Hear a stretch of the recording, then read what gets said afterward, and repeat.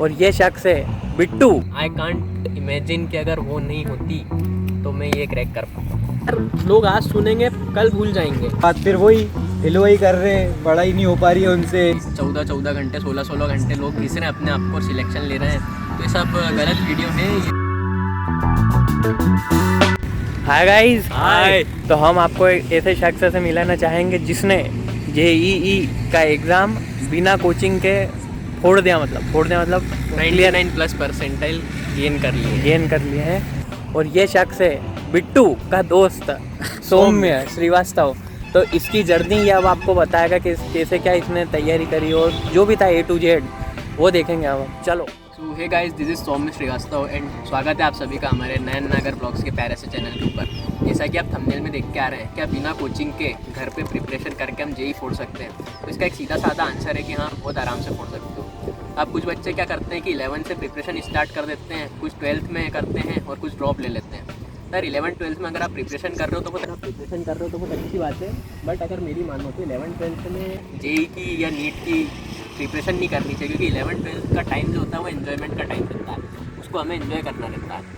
और एक साल अपन आराम से ड्रॉप कर सकते हैं, क्योंकि 70-80 साल की ज़िंदगी रहती है अपनी, तो 1-2 साल अगर वेस्ट हो भी रहे हैं तो कोई इशू नहीं है उसमें। अब जो ड्रॉप ईयर आता है ना 12th के रिजल्ट के आने के बाद, तो उस टाइम पे थोड़ा सा एक वो होता है, डिप्रेशन टाइप चीज़ होती है। आपके 12th में भले 85-90% बन रहे हैं, मेरा तो इतने बने भी नहीं थे, 81% थे सिर्फ। तो बच्चों को क्या रहता है कि मतलब कम से कम 1 से 1.5 लाख बच्चे 95+% गेन करते हैं 12th बोर्ड में। तो एक मेंटेलिटी हो जाती है कि सिर्फ इतने ही बच्चे JEE निकाल सकते हैं, तो ये गलत धारणा है। ऐसा नहीं करना है अपने को। अगर आपके 60% या 70% आए हैं तब भी आप JEE में आराम से 99+% ला सकते हैं, क्योंकि होता है क्या है ना, और घर पे प्रिपरेशन करके ला सकते हैं। क्योंकि होता क्या है ना कि बोर्ड का लेवल यहाँ पे रहता है और JEE का लेवल यहाँ पे रहता है। बोर्ड के लिए पढ़ना इतना पड़ता है, पर JEE के लिए इतना ही पढ़ना रहता है, क्योंकि JEE में क्वेश्चन प्रैक्टिस पे ध्यान देना बहुत ज़रूरी है। तो रटना नहीं है, सिर्फ पढ़ना है, और पढ़ना पूरा 100% सिलेबस नहीं है। 60 से 75% सिलेबस भी अगर पढ़ते हो तो आप JEE में 99+% गेन कर सकते हो। तो यार शुरू करते हैं मेरी जर्नी, क्या रही, कैसी क्या प्रिपरेशन करी, क्या क्या हुआ, क्या क्या लो आए, क्या क्या हाई आए, किन किन ने मदद करी। तो मैं आपको अपनी जर्नी बताता हूँ कि किस कारण मैंने JEE की प्रिपरेशन करी और डिप्रेशन क्यों होता है, और कैसे प्रिपेयर करना रहता है कि 6 महीने या 8 महीने में अपन फोड़ सकते हैं। क्योंकि 2 साल की प्रिपरेशन करने का जो कोचिंग इंस्टीट्यूशन बोलते हैं, वो सिर्फ इसलिए बोलते हैं क्योंकि उनको अपनी बैंक का जो बैलेंस है उसको बढ़ाना है। और मेरी बात मानो तो कोचिंग इंस्टीट्यूशन पे ज़्यादा पढ़ाई नहीं होती है, वहाँ पे मस्ती ज़्यादा होती है। जो आप सेल्फ प्रिपेयर कर सकते हो घर पे बैठ के ऑनलाइन मोड में, उसमें एक नेक्स्ट लेवल की प्रिपरेशन होती है। कुछ बच्चों को दिक्कत आती है कि यार ऑनलाइन कैसे पढ़ें, सर वर दुखता है, तो उसके लिए आपको थोड़े समय एक जीतू भैया की जो कोटा फैक्ट्री वेब सीरीज़ थी उसमें उन्होंने 21 दिन का रूल बताया है।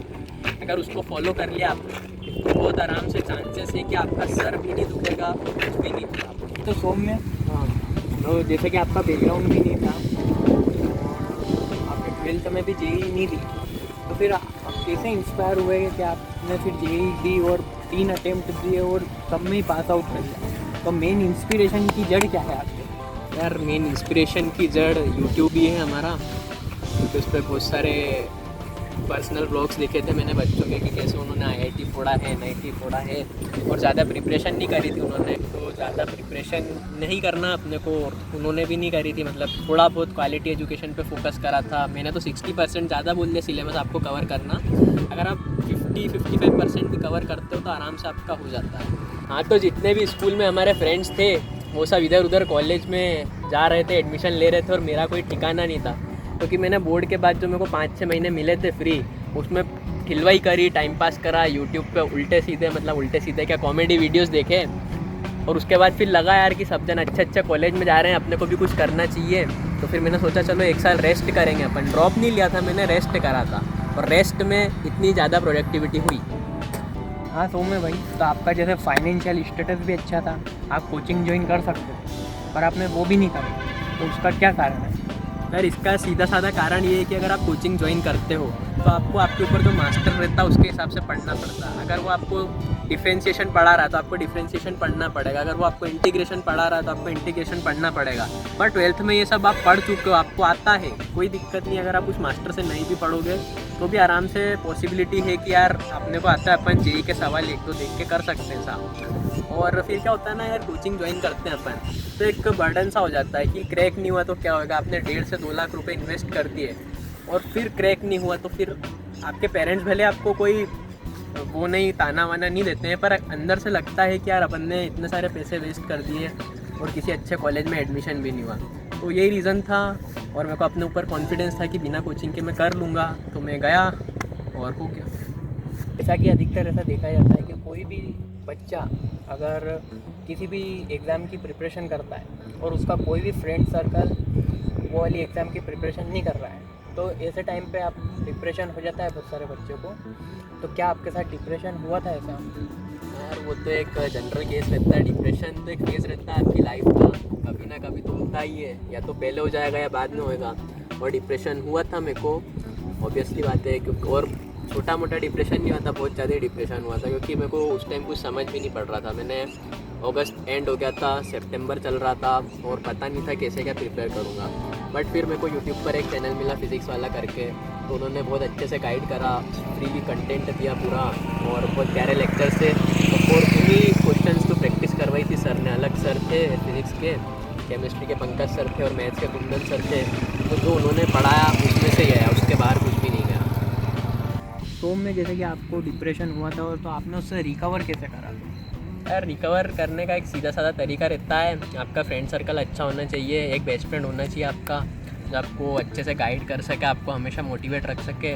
और जब भी आप लो फील करें तो आपके लिए रात के 2-2 बजे तक 3-3 बजे तक जागता रहे, आपसे बात करता रहे, आपको चीयर अप करता रहे। तो उसके लिए एक बहुत ही अच्छे से मैं शुक्रगुजार हूँ उसका, बिकॉज आई कांट इमेजिन कि अगर वो नहीं होती तो मैं ये क्रैक कर पाता। जैसे कि बच्चे ऑन 11-12 में भी प्रिपरेशन करते हैं पर आपने तो नहीं करी थी, तो क्या ये ज़रूरी है या मिनिमम कितनी प्रिपरेशन करनी चाहिए?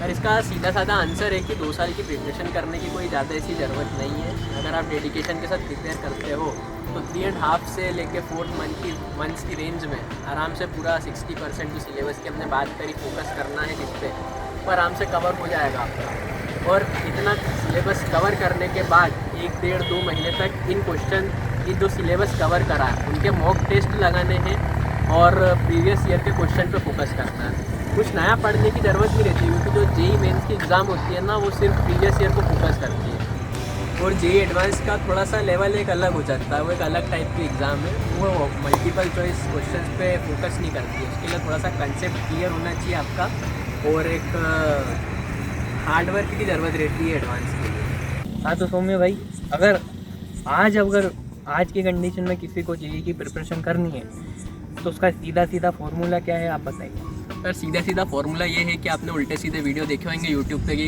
14-14 घंटे 16-16 घंटे लोग घिस रहे हैं अपने आप को और सिलेक्शन ले रहे हैं, तो ये सब गलत वीडियो है। ये तो क्या होता है ना कि कोचिंग इंस्टीट्यूशन बच्चों को 9th-10th से जो टॉपर रहते हैं उनको अपने कोचिंग में लालच देके कि हम आपको ये दे देंगे, हम आपको वो दे देंगे, ये लेके खींच लेती हैं। और फिर रिजल्ट आने के बाद इन बच्चों की फ़ोटो लगाई जाती है उस इंस्टीट्यूशन के बाहर, ताकि और बच्चे अट्रैक्ट हों उसकी तरफ और कोचिंग इंस्टीट्यूशन का बैंक बैलेंस ऊपर हो।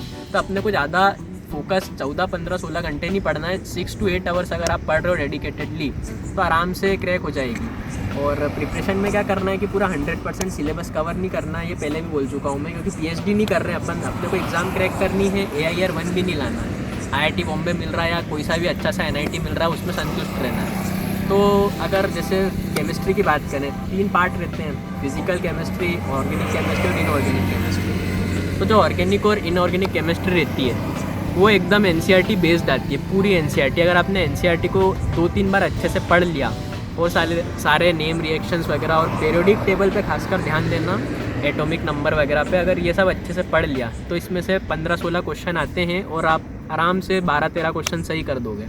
और रही बात फिजिकल केमिस्ट्री की, तो आपकी अगर कैलकुलेशंस अच्छी हैं तो फिजिकल केमिस्ट्री में भी बहुत आराम से 6-7 क्वेश्चन लगा दोगे। और अगर किसी एक सेक्शन में हमारा 17 से 18 क्वेश्चन हो जाते हैं, तो 3 सेक्शन रहते हैं, फिजिक्स, केमिस्ट्री, मैथ्स, तो 18 3 54। अब इन 54 में से भी 54 सही हो ज़रूरी नहीं है। अगर ऑन एन एवरेज 40 से 45 भी सही होते हैं तो जो फर्स्ट अटेम्प्ट रहेगा फरवरी वाला उसमें आराम से 99+ परसेंटाइल बन जाएगी, क्योंकि फर्स्ट अटेम्प्ट में कंपटीशन रहता ही नहीं है, बिल्कुल ना के बराबर। अब आती है बात हमारी फ़िज़िक्स की, तो 11th की फ़िज़िक्स थोड़ी डिफ़िकल्ट रहती है 12th के फ़िज़िक्स के कंपैरिजन में। अगर आप चाहते हो कि 11th की फ़िज़िक्स छोड़ना तो उसमें से भी अगर छोड़ना चाहो तो छोड़ सकते हो, ऐसा कोई इशू नहीं है। और 12th की फ़िज़िक्स अच्छे से कर ली आपने और सारे क्वेश्चंस लगा दिए 12th की फ़िज़िक्स से, ऑन एन एवरेज 12 से 13, तो बहुत अच्छी बात है। और अब आता है मैथ्स, तो मैथ्स मेरा फेवरेट सब्जेक्ट है, उसमें मैंने पूरे 25 क्वेश्चन लगाए थे और मेरे को उम्मीद है कि उसमें बहुत अच्छे नंबर आए थे मेरे को, क्योंकि मार्क्स तो बताते नहीं हो, परसेंटाइल बताते हैं इसमें। तो मैथ्स का क्या रहता है कि 11th से ही शुरू से फोकस करना पड़ेगा। अगर सेट्स, रिलेशंस, फंक्शंस और ट्रिग्नोमेट्रिक फंक्शंस ये 3 चैप्टर आपने 11th में कर लिए बहुत अच्छे से, तो फिर 12th का मैथ्स जो रहेगा डिफ्रेंशिएशन वगैरह, इंटीग्रेशन वगैरह, वो बहुत हल्का हो जाएगा। और प्रोबेबिलिटी से बच्चे बहुत घबराते हैं कि परम्यूटेशन कॉम्बिनेशन आ जाता है उसमें, तो इस चीज़ को अपने को प्रैक्टिकल लाइफ से डील करते हुए समझना पड़ेगा। क्वेश्चन प्रैक्टिस मत करो प्रोबेबिलिटी के, परम्यूटेशन कॉम्बिनेशन के, इसको रियल लाइफ से रिलेट करके चलो तो आपका आराम से फूट जाएगा। और कुछ चैप्टर्स हम छोड़ भी सकते हैं, जैसे मैथ्स में आपका हो गया मैथमेटिकल इंडक्शन वाला चैप्टर, लीनियर प्रोग्रामिंग वाला चैप्टर है, क्योंकि इसका जेई में कोई भी वेटेज नहीं है। भले आप सिलेबस पकड़ लो, सिलेबस उठा के देख लो, पर ये कोचिंग इंस्टीट्यूशन जो पेड रहते हैं 1.5 2 लाख की कोचिंग करते हैं, ये आपको ज़बरदस्ती पढ़ाते हैं क्योंकि उन्हें अपना टाइम निकालना है और पता ही है आपको तो क्या होता है। हाँ तो सौम्य भाई, तो बस मैं एक लास्ट क्वेश्चन ये पूछना चाहूँगा कि अभी जितने भी अपने स्टूडेंट्स देख रहे थे उन्हें ये तो पता चल गया कि कैसे निकालना है, और देख के वो मोटिवेट भी हो जाएंगे कि हाँ हम निकाल सकते हैं, इनने निकाली तो हम भी निकालेंगे। लेकिन अब वो पूरे टाइम मोटिवेट कैसे रहें? वो मतलब यूँ नहीं कि शुरू के 1-2 दिन पढ़ाई करी और उसके बाद फिर वही हिलवाई कर रहे हैं, पढ़ाई नहीं हो पा रही है उनसे, इधर ध्यान जा रहा है, कहीं इंस्टाग्राम पे रील्स चला रहे 1-1 घंटे तक। तो आप बताओ कि ये मोटिवेट कैसे रहें पूरे टाइम? तो यार मोटिवेट रहने का एक सीधा साधा फंडा ये है कि आपका खुद पे विश्वास होना चाहिए, एक अंदर से आग निकलनी चाहिए कि हाँ भाई मैं फोड़ सकता हूँ। और ये आग तब तक नहीं निकल सकती जब तक आप एक टारगेट नहीं बनाओगे कि आपको जेई क्यों फोड़नी है या क्यों निकालनी है। फ्यूचर में प्लान्स होंगे कि हाँ यार इसको रिप्लाई देना है मेरे को, आप शब्दों से रिप्लाई देने जाओगे तो यार लोग आज सुनेंगे, कल भूल जाएंगे और परसों आपकी बातों का मजाक बना देंगे। तो उन लोगों से मोटिवेशन लेना, उनको हेट में मत लेना। यार जो ये लोग आपको बोल रहे हैं ना कि भाई तेरे से नहीं हो पाएगा या तू नहीं कर सकता, तो इस सब चीज़ों को एक पॉजिटिव वे में लेना है, क्योंकि 2 तरह के लोग होते हैं। एक रहते हैं जो आपकी सक्सेस को सेलिब्रेट करते हैं, दूसरे रहते हैं कि आपके फेलियर पे हंसते हैं। तो सक्सेस को सेलिब्रेट कर रहे हैं वो आपका बेस्ट पर्सन हो सकता है लाइफ का, या बेस्ट फ्रेंड हो सकता है, और जो फेलियर पे हंस रहे हैं वो आपका एक उपेक्षु हो सकता है। तो यार और भी अगर आपको कोई सी जानकारी लेना हो तो हमने डिस्क्रिप्शन में बहुत सारे लिंक दिए हैं, मेरा इंस्टाग्राम हैंडल, मेरा personal YouTube channel plasma digital का, उस पर जाके आप वीडियोस देख सकते हो। अभी नया बना है तो ज़्यादा कुछ मटेरियल डाला नहीं है हमने, बट कोशिश है हमारी कि बहुत जल्द बहुत सारी चीज़ें आ रही होंगी उस पर और आप सभी को फ़ायदा मिलेगा। और यार जैसे कि मैंने कोचिंग कहीं से भी नहीं करी थी, सेल्फ प्रिपरेशन करी थी यूट्यूब से, तो अगर आपको ऐसा लगता हो कि मैं आपकी मदद कर सकता हूँ तो आप बेझिझक होकर मेरे को मेरे इंस्टाग्राम हैंडल पे डीएम कर सकते हो। डिस्क्रिप्शन में हमने व्हाट्सअप नंबर भी दिया, उस पर भी आप मैसेज कर सकते हो, जिस पे फ़ोन नहीं लगेगा, सिर्फ व्हाट्सअप के रिप्लाई आ रहे हैं। तो ऐसा कोई झिझक मत करना, भाई से बिल्कुल जो भी है पूछ सकते हो आप, सबको रिप्लाई कर देंगे, सबके क्वेश्चन का मतलब डाउट जो भी हैं आपको सब सोल्व हो जाएंगे, बिंदास फोड़ो आप। तो दोस्तों जैसा कि भाई ने आपको जो भी टिप्स दी हैं इन सबको अपने जीवन में उतारो, और कुछ भी दिक्कत आए तो इससे पूछ लो। और हमारा मकसद यही था कि आप भी कुछ अच्छा करो और इससे कुछ सीखो। तो आज का वीडियो दोस्तों हम यहीं तक रखेंगे, फिर मिलेंगे अगले व्लॉग में। बाय।